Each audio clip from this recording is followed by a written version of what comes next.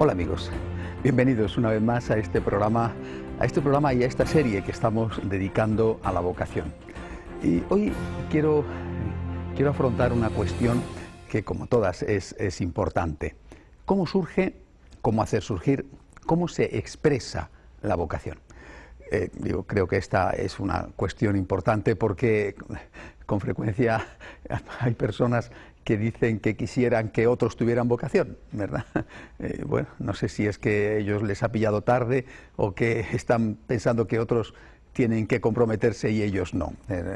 Ay, me gustaría que uno de mis hijos fuera sacerdote, el hijo no tiene ninguna gana de ello y la madre sí que quiere. En fin, es una cuestión muy curiosa, pero se presenta algunas veces, aunque en más ocasiones, por desgracia, sucede lo contrario, ¿no? Que los padres no quieren en absoluto que sus hijos sean sacerdotes. ¿Cómo surge, cómo hacer surgir la vocación y cómo se expresa la vocación? Y repito, estoy hablando de la vocación en general, o sea, no estoy hablando de la vocación sacerdotal o religiosa, sino siempre me sigo manteniendo en una línea amplia de vocación, entendida como llamada de Jesús, una llamada al amor, una llamada a todos, a la santidad, una llamada que implica un sacrificio ciertamente, pero que está pensada para nuestro propio bien. Bueno, ¿cómo surge la vocación? La vocación siempre, en cualquier caso, la vocación para el casado, la vocación para el religioso, para el sacerdote, para el de la vida activa, el de la vida contemplativa, siempre, en cualquier caso, la vocación surge como un encuentro con Jesús. Un encuentro personal de alguien uno con alguien Dios, de alguien Dios con alguien uno mismo, ¿no? Es un encuentro con Jesús. Y esto lo marca todo, esto ya lo dice todo, ¿no? ¿Cómo va a haber vocación si no hay oración, por ejemplo? Es imposible, ¿no?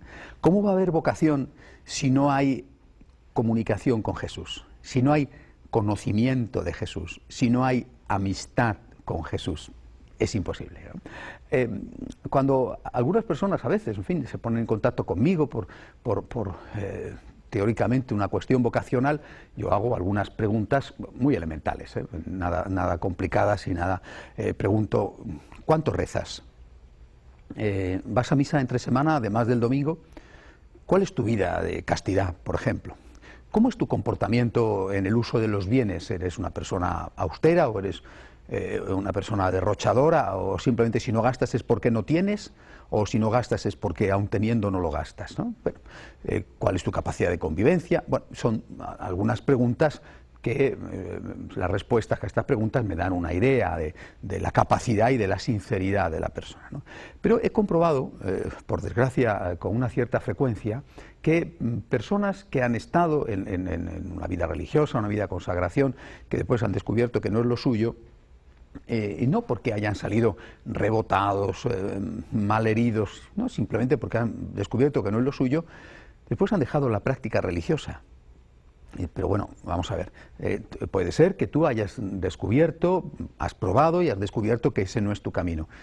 Ese no es tu camino, pero tú tienes un camino, el tuyo. No será ese, no será, por ejemplo, el del sacerdocio, pero tienes un camino, es decir, tú tienes una relación con Jesús. Esa relación con Jesús es previa a la forma específica en la que tienes que manifestar esa relación con Jesús.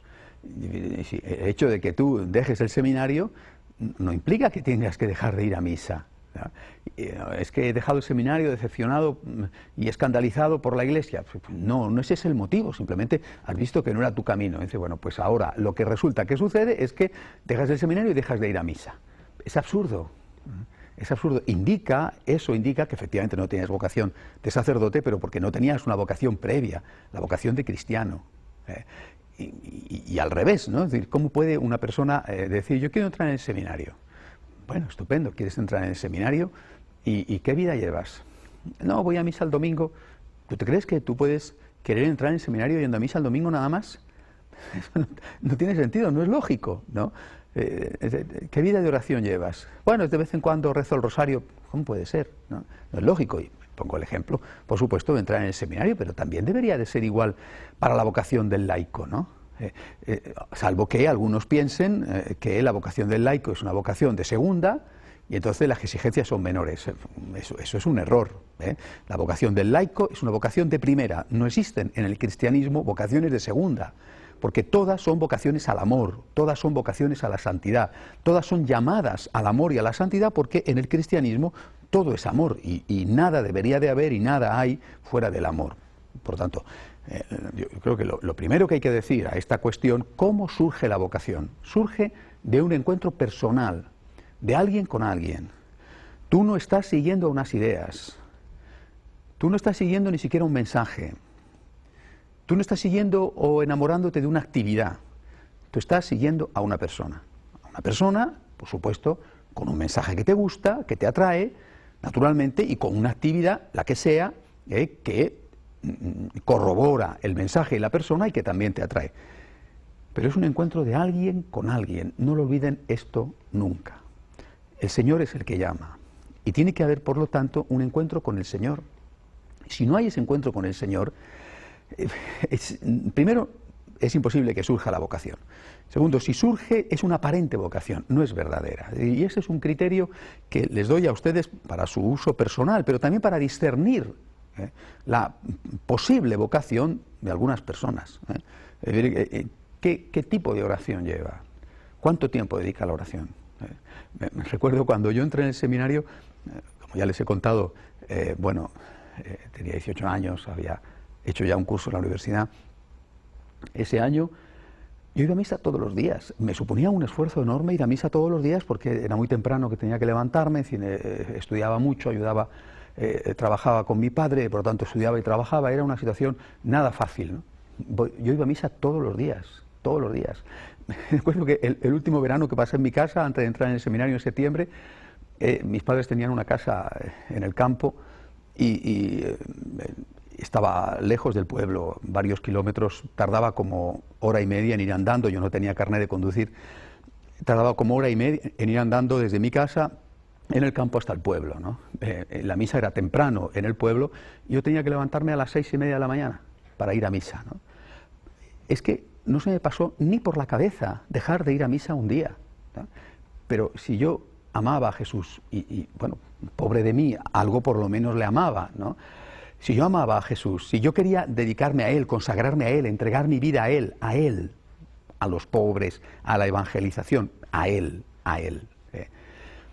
¿cómo iba a poder permitir que por el hecho de estar separado físicamente de la Iglesia no iba a recibirle a Él en la comunión?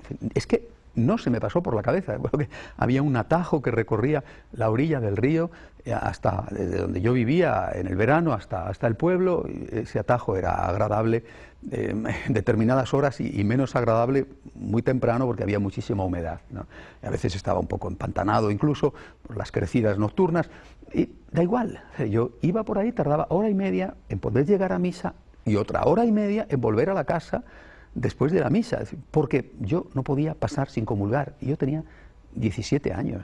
Es decir, sobre una realidad, sobre una relación real entre la persona y Jesús, se puede establecer seriamente la vocación. Si esa relación no existe, es que no se puede, ¿no? Y repito, y si aparentemente surge, hay que desconfiar de ella. Por desgracia, yo he visto en bastantes ocasiones, muchachos, también muchachas, que dicen tener vocación y que lo que quieren es mejorar su categoría social, su nivel de vida. Claro, eso pasa en países donde el sacerdote todavía está bien visto, todavía es alguien, ¿verdad? Si tú quieres amar al Señor, ¿por qué no estás haciendo oración diaria? Si tú quieres amar al Señor y entregarte a Él completamente, ¿por qué no vas a misa cada día? No, es que tal, es que no puedo. Perdóname, es que tu vocación simplemente no es sincera, no es auténtica. Pero no puedo tomar en serio tu vocación, no la puedo tomar en serio, porque no fue así conmigo y no fue así con muchísimos, ¿no? Primero existe el amor y después te casas. Eso en el orden normal de la vida. Primero existe el amor entre el chico y la chica y después se casan. Bueno, pues con Jesús es exactamente igual. Primero existe el amor. Un amor que va creciendo, fortaleciéndose, ¿vale? Un amor alimentado con la oración, alimentado con la práctica religiosa, ¿vale? Bueno, primero existe el amor, y después te casas. Y eso vale para entrar en el seminario, la vida religiosa, o para asumir un compromiso como laicos en medio del mundo. Primero existe el amor, y después ya vendrá todo lo demás. Ahora, si no existe el amor, o no existe una verdadera vocación, y es que en cuanto venga un problema, eso se va a venir abajo, como estamos viendo en tantas ocasiones, ¿no?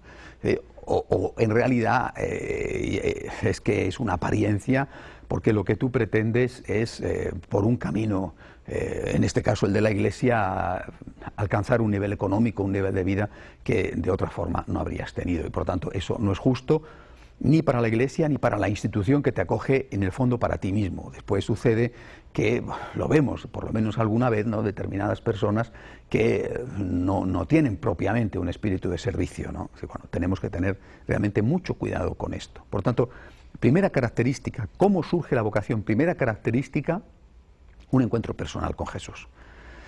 ¿Cómo promover la vocación? Primera característica, promover el encuentro personal con Jesús. Así de sencillo. Enseñar a los niños a rezar, a los niños, ¿no? Enseñar a los niños a amar al Señor con obras de amor, enseñar a los niños a ser generosos, a perdonar, a vivir el Evangelio. Empieza a trabajar ahí la oración, la frecuencia en la Eucaristía, el servicio a la gente y la compasión hacia los necesitados. Empieza por ahí. Ahí estás promoviendo la vocación. Después, cuando ya no son tan niños, igual, lógicamente, adaptado a su situación, a su edad, a sus exigencias, ¿no? Pero siempre lo mismo. ¿Tú quieres promover la vocación? Promueve el contacto con Jesús, porque esa es la verdadera génesis de cualquier vocación sincera. Promueve el servicio, promueve la oración, promueve la generosidad, promueve el agradecimiento. Sobre esa base humana podremos construir. Ahora, si no tenemos esa base humana, es que simplemente no podemos estar construyendo nada.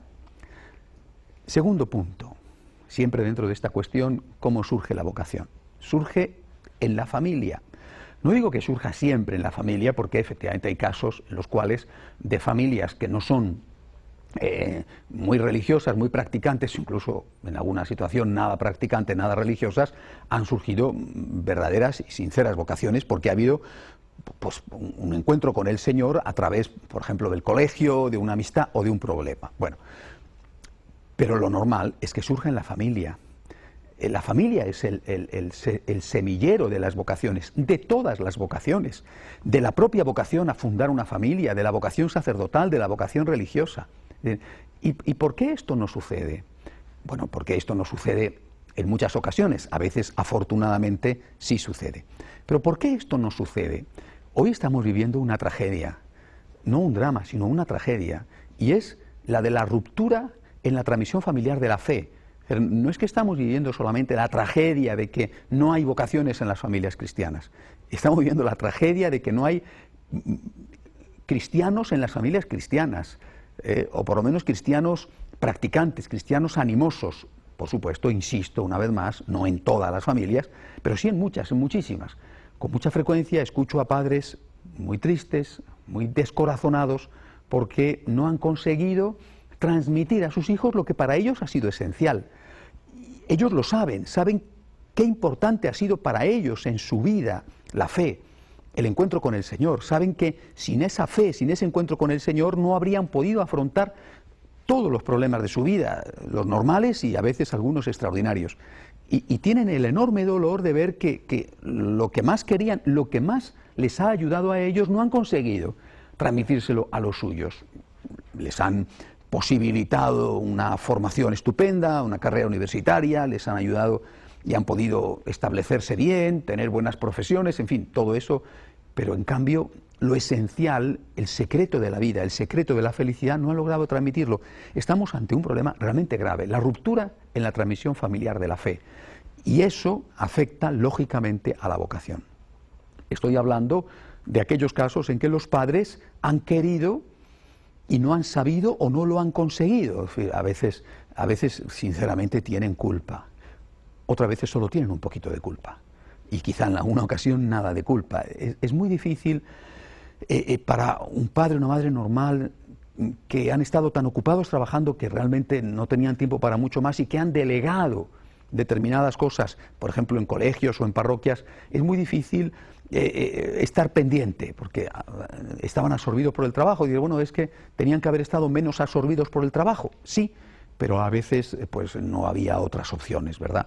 En todo caso, por desgracia, con frecuencia no se puede, vamos, nunca, no se puede volver atrás, ¿no? Y hay que confiar en la misericordia de Dios para que después la situación se reconduzca y de unos chicos que se habían alejado de nuevo se acerquen al Señor y a la Iglesia. La vocación nace en la familia y hay que cuidar esto, pero para cuidar esto, los padres tienen que ser conscientes de lo que llevo diciendo en todos estos programas, que la vocación es una suerte, que la vocación es un don, que es lo mejor para su hijo. Repito, cualquier vocación, cualquier vocación. Y son pocos los padres que experimentan esto y que hacen esto, ¿eh? Por el contrario, muchos experimentan la vocación, por ejemplo, sacerdotal o religiosa, como una especie de desgracia para el hijo, ¿no? Incluso padres católicos practicantes, ¿no? Es decir, no, mi hijo cura, no, monja, no. ¿Por qué? Pues porque es una vida muy sacrificada, es una vida muy entregada, es una vida muy difícil, o porque quiero tener nietos. Bueno, por lo que sea, ¿no? Entonces, claro, no hay un planteamiento vocacional en el hogar. Al contrario, si en alguna ocasión el muchacho da algún síntoma, ¿no?, de inquietud vocacional, a veces se produce justo lo contrario, ¿no? Es decir, cambiémosle de colegio. O dejemos de ir a esa parroquia porque ese párroco, ese sacerdote, tiene mucha mano con los jóvenes en el sentido de que es agradable, simpático, atrae a los jóvenes, no sea que se lo vaya a llevar al seminario, ¿no? Bueno, esto sucede, ¿no? O cuando el muchacho le dice al papá, a la mamá, o la chica le dice que me quiero ir de sacerdote, que me quiero ir de religioso, que me quiero ir de monja. Bueno, eso es un drama, ¿no? Es decir, bueno, digamos, casi como si le hubiera dicho que es drogadicto, ¿no? Una desgracia, seguramente a un nivel inferior, pero casi a la misma altura. Algunos padres consideran que eso es lo peor que te puede pasar en la vida. Claro, en ese contexto en el cual, repito, no pocos padres católicos practicantes consideran una desgracia que su hijo sea religioso, sea religiosa o sea sacerdote, en ese contexto es muy difícil que surja la vocación en la familia. Y sin embargo la Iglesia insiste que la familia debería de ser un semillero de vocaciones, de todas las vocaciones, por supuesto, también la vocación a formar nuevas familias cristianas, ¿verdad? Pero también la vocación a consagrarse a Dios. Tú has tenido varios hijos y a lo mejor te presentas allí a la iglesia y le dices, ¿por qué no me hace usted un funeral? ¿Por qué no me hace usted, atiéndame, confiéseme, tal? Tú ves que no hay sacerdotes, ¿eh? ¿Tú has promovido a tus hijos para que sean sacerdotes? Quizás sí, y te ha salido mal, vale, puede ser, pero quizá no. Pero estás reclamando la ayuda de otros sacerdotes. ¿Qué piensas? ¿Que esos sacerdotes no tenían madre? ¿O que la madre de esos sacerdotes no le costó cuando sus hijos se fueron de casa, quizá todavía jóvenes, al seminario? Es decir, tenemos que ser conscientes, sobre todo los católicos, obviamente, los católicos practicantes, de que la vocación es un don y un servicio, y de que lo mismo que nosotros necesitamos ese servicio de otros, tenemos que estar dispuestos a que los nuestros también presten ese servicio a los demás. ¿Cómo surge la vocación?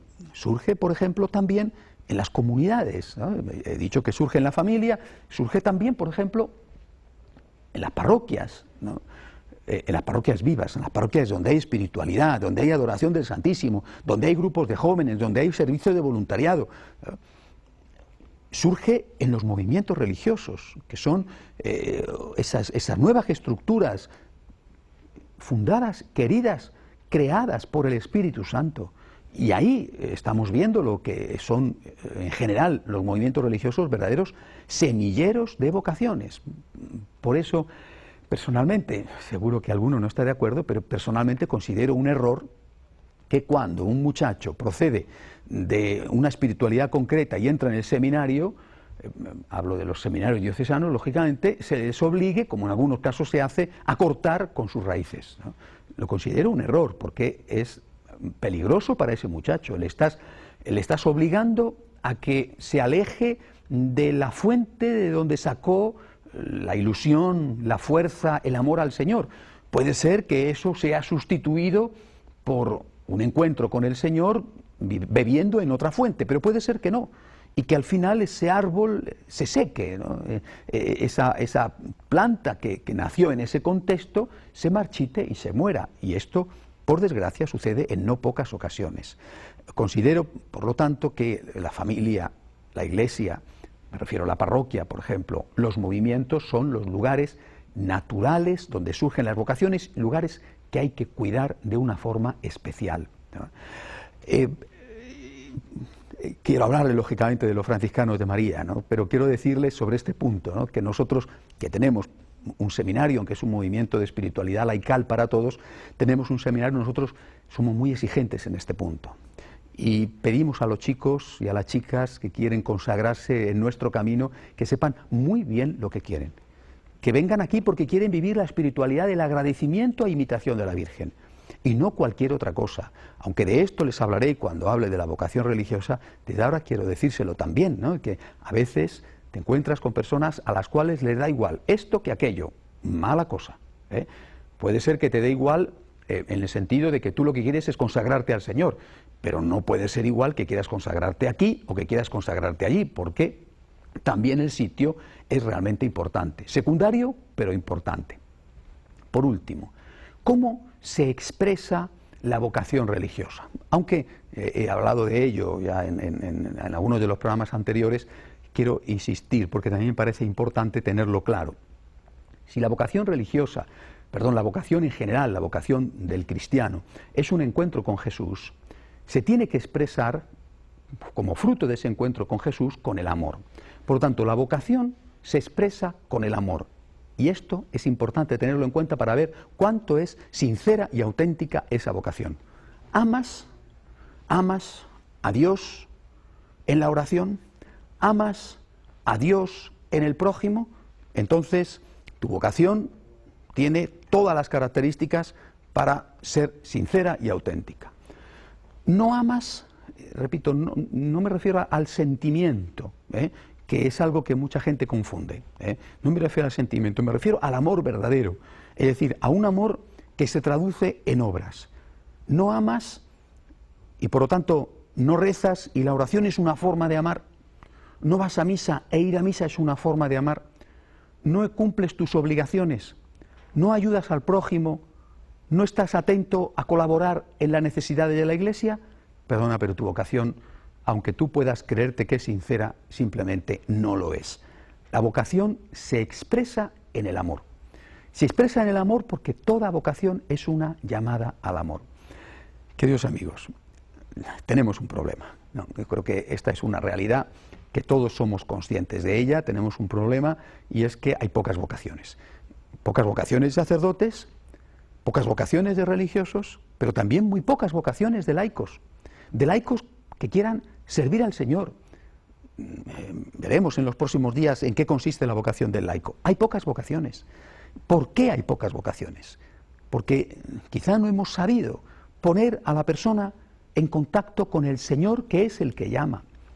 Quizá no hemos sabido permitir que el Señor pueda calentar el corazón del hombre, de la mujer, para enamorarle de Él y llegar a la conclusión de que lo mejor que se puede hacer en la vida es estar disponible a hacer lo que Dios quiere. Hay pocas vocaciones. Tenemos un grave problema, gravísimo problema. Quizá es uno de los problemas mayores de nuestra época. Pero no podemos contentarnos con hacer simplemente un diagnóstico pesimista. Lo que tenemos que hacer es ponerlo por obra, hacer algo para que ese problema empiece a solucionarse. Poner a los jóvenes o a los adultos en contacto con el Señor. Ponerles en contacto con el Señor para que el Señor vaya poco a poco entrando en su alma, en contacto con este corazón amante de Jesús, ellos con un sentimiento cada vez mayor de amor a Cristo. Después, intentar que nuestras familias sean familias de verdad cristianas, unas familias donde se rece, donde haya generosidad, donde haya unidad, unas familias donde haya amor a la Iglesia, donde los padres no consideren a sus hijos como una especie de proyección de sí mismos para poder conseguir los triunfos económicos o humanos simplemente que ellos habían querido y que no han logrado alcanzar. Que unas familias donde el objetivo sea que el Señor sea conocido y amado. Luego, inserción en la Iglesia. Inserción en la Iglesia diocesana, en la Iglesia parroquial, en los movimientos, que no son unas realidades abstractas como si fuera una especie de iglesia paralela. Inserción en la Iglesia. Unas raíces que se caldean ahí, en esa Iglesia, y que después no deberían de ser cortadas. Y por último, ayudar a la persona a que esos sentimientos que va poco a poco teniendo y aumentando por el contacto con el Señor, esos sentimientos se transformen en obras, que se pase del sentimentalismo al amor verdadero. Cristo tiene mucha necesidad de nosotros y nosotros tenemos aún más necesidad de Cristo. Cristo nos necesita para amarle y para amar. Y nosotros necesitamos a Cristo porque si no, no podremos nunca alcanzar la felicidad con la que soñamos. Todo eso es la vocación. Pongamos los medios, pidámosle a Dios que nos ayude, pidámosle con confianza que mande obreros a su mies. Hasta mañana si Dios quiere, y recuerden el correo electrónico, les invito a que me escriban consultas@frmaria.org. Que Dios les bendiga.